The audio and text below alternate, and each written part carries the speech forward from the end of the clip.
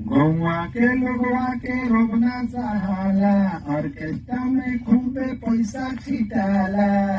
खूबे नाचावेले नाचो रसियन के, बाड़े बेदर्दी घरवा के लोगवा। दर्द न बुझे विदेशियन के, बाड़े बेदर्दी घरवा के लोगवा। दर्द न बुझे विदेशियन के।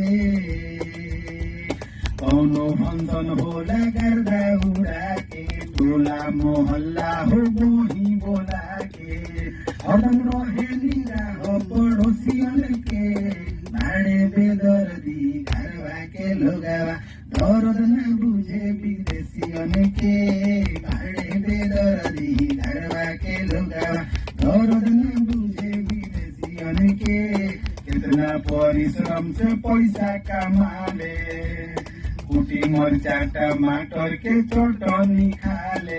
काका कोही हम हाल बड़ो देसियन के, बाड़े बेदर्दी घरवा के लोगवा। दर्द न बुझे विदेशियन के, बाड़े बेदर्दी घरवा के लोगवा। दर्द न बुझे विदेशियन के।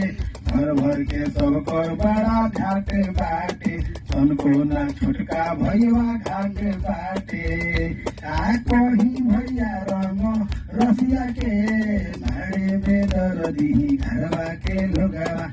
दर्द न बुझे विदेशियन के, गौवा के लोगवा के रोबना सहाला। ऑर्केस्ट्रा में खूबे पैसा छिटाला। खूबे नाचावेले नाचो रसियन के, बाड़े बेदर्दी घरवा के लोगवा। दर्द न बुझे विदेशियन के, बाड़े बेदर्दी घरवा के लोगवा। दर्द न बुझे विदेशियन के।